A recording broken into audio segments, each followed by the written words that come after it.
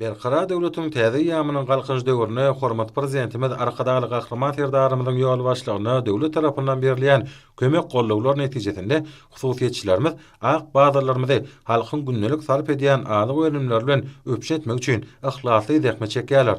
Bu ugrda Altynaşar Sewda öýü hojalyk jemgyýetiniň işgärleriniň hem alyp barýan işleri barha ilerleýär.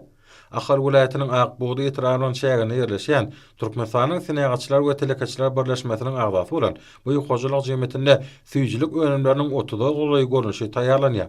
Önümler üçin gerek bolan agun güneşli diýarymyzda ösdürip etişdirilen bereketli buğdaýymyzdan alınýar.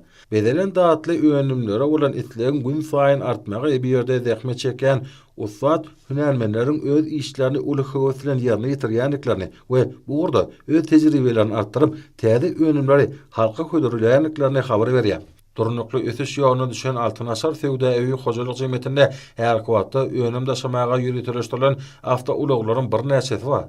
Önümçilik kuwaty bir aýda 4 tonadan gowrak bisirilýän süýji önümleri şol awto ulaglar arkaly paýtagtymyz Aşgabat şäheriniň bir näçe künjegine ýerleşýän hojalyk jemgyýetine degişli bolan çaýhanalara we sewda nokatlaryna bökdünşik etilýär we müşterilere hödürlenýär.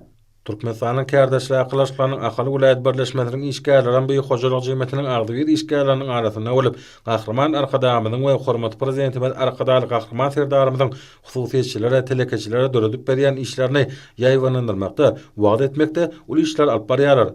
Hojalyk jemgyýetiniň agdy bir işgärleri özlerine uly mümkinçilikler döredip berýän hormat prezidentimiz hemde türkmen halkynyň milli lideri gahrman arkadamyza alkyş tölden aýdýarlar.